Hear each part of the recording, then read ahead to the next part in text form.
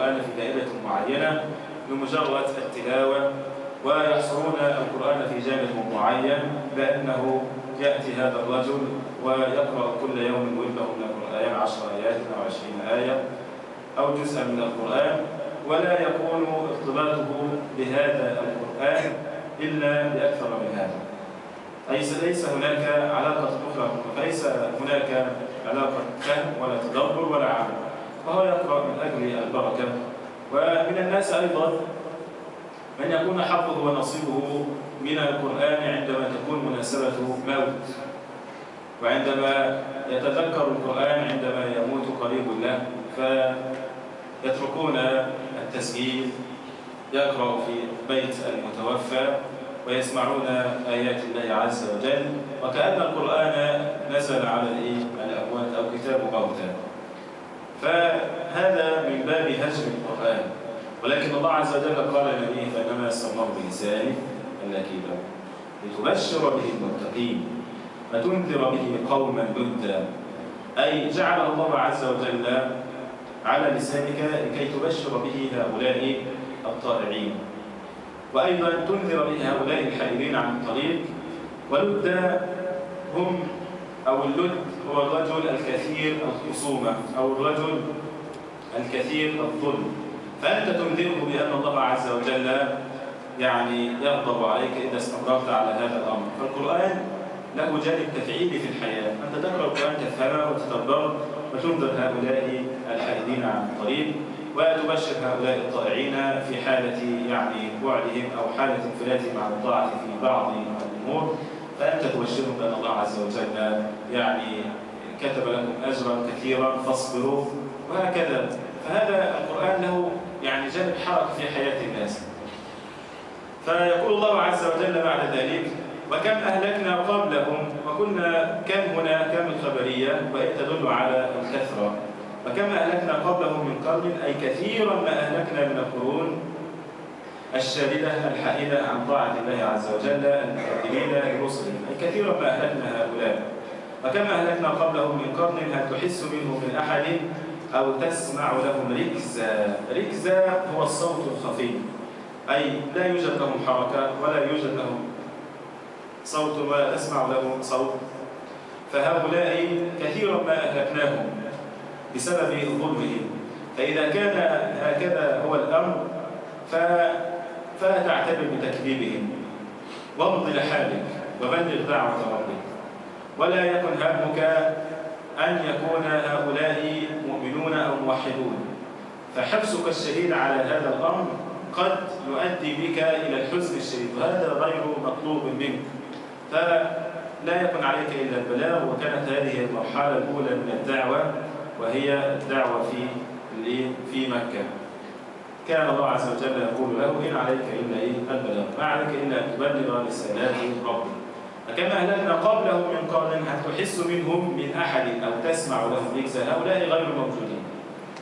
فإذا كانوا غير موجودين هؤلاء المكذبين لرسلهم، فأيضا نحن قادرين على أن نهلك أيضا هؤلاء. فلا تلتفت ولا تعتبر بأقوالهم، واصبر لدعوة ربك واستمر على طاعته. بعد ذلك يقول الله عز وجل في بداية سورة طه: بسم الله الرحمن الرحيم. طه ما أنزلنا عليك القرآن لتشقى.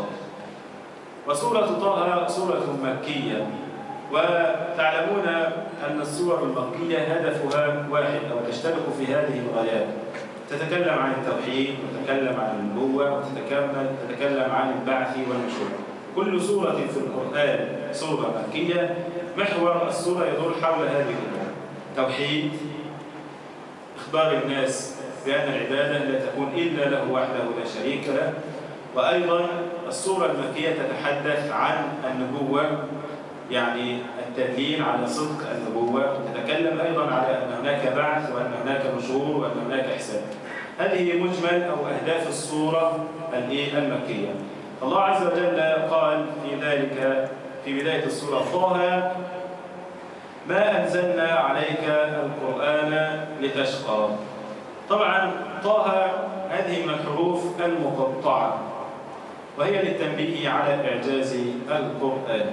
وأخطأ من سمى طه يعني اسما من أسماء النبي صلى الله عليه وسلم، فلم يرد فيه دليل صحيح ثابت عن النبي صلى الله عليه وسلم، ولا ورد دليل في ذلك أن النبي صلى الله عليه وسلم من أسمائه طه، ولكن هذا من الحروف المقطعة التي تدل على إعجاز القرآن. ما أنزلنا عليك القرآن لتشقى. القرآن عندما أنزله الله عز وجل أنزله لسعادة البشرية، وعلى قدر تمسك الناس بهذا القرآن على قدر سعادتهم في هذه الدنيا.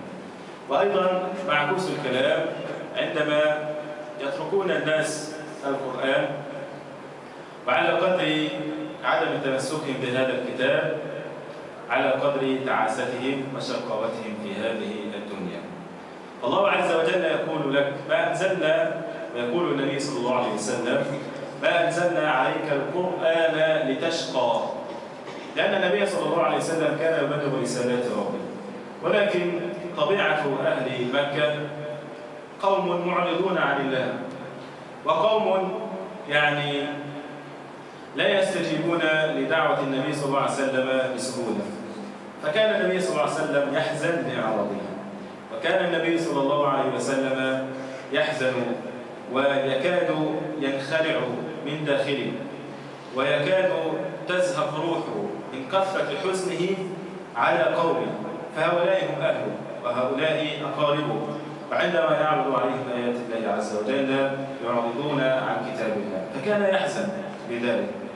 فقال الله عز وجل له ما أنزلنا عليك القرآن لتشقى إلا تذكرة لمن يخشى، أي أنزلناه عليك لكي تبلغه للناس وتذكرة لمن يخشى. فهؤلاء الذين يتذكرون بآيات الله هم الذين يخشون الله عز وجل. فشرط الانتفاع بالقرآن شرطه خشية الله. فالذي لا يخشى الله عز وجل والذي لا يكون في أصله يخاف الله، فهذا لا ينتفع بالقرآن كلية إلا تذكرة لمن يخشى. تنزيلا ممن خلق الأرض والسماوات العلى. تنزيلا أي أنزل الله عز وجل تنزيلا ممن خلق السماوات، ممن خلق الأرض والسماوات العلى. طيب، هذا من باب عظمة الله عز وجل. الله عز وجل هو العظيم صاحب السلطان وصاحب الملك، فكأنه يريد أن يقول لك إن الذي أنزل هذا القرآن هو صاحب العظمة والكبرياء والسلطان والملك، فكلما كانت الأمور تدل على عظمة الله عز وجل دل ذلك على عظمة كلامه وقرآنه. فالله عز وجل أنزل هذا القرآن وهو كلامه تبارك وتعالى، منه بدأ وإليه يعود، وهو تكلم به صوتا. سبحان الله، يعني هذا القرآن كلام الله، ومع ذلك تعرض أنت عنه. الله عز وجل أنزله عليك للهداية وللسعادة، وبأن تكون به خير إنسان في هذه الدنيا. فالنبي صلى الله عليه وسلم عندما طبق هذا القرآن كان خير الأولين والآخرين، وعندما طبق الصحابة هذا القرآن كانوا أفضل البشر بعد النبي صلى الله عليه وسلم. وأنت أيضا عندما تريد في هذه الدنيا أن تكون صاحب شأن وصاحب أمر عظيم فلتكن مرتبطا بكتاب الله، فكلما طبقت هذا الكتاب على قدر استطاعتك كلما كان قدرك في هذه الدنيا وقدرك أيضا في الآخرة عندما تلقى الله عز وجل. تنزيلا ممن خلق الأرض والسماوات العلى، هذا من صفات الله عز وجل، هو الذي أنزل القرآن، هو خالق السماوات والأرض، وهو تبارك وتعالى هو الرحمن الذي يدل عليه. هذا الرحمن لا يوجد أحد من الناس يسمى بهذا الاسم، لا يوجد أحد من الناس يسمى بالرحمن، ولكن هو عبد الرحمن.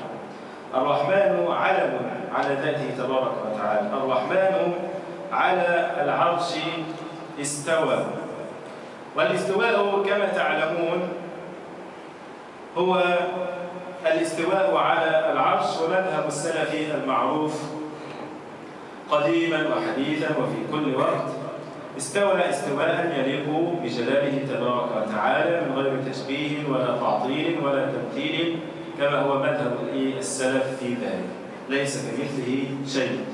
فلا يقول أحد من الناس استوى هذا يدل على القدرة، واستوى يفسر يعني تفسيرا يعني لا يستند إلى دليل ولا إلى أصل في الكتاب ولا في السنة، ولكن نثبت ما أثبته القرآن من صفات الله عز وجل وما أثبته السنة النبوية على ظاهرها وعلى ما جاءت عليه بدون تعطيل ولا تكييف ولا تمثيل ولا تشبيه ولا تحريف، بل نثبتها كما جاءت ونقول في ذلك ليس كمثله شيء وهو السميع البصير.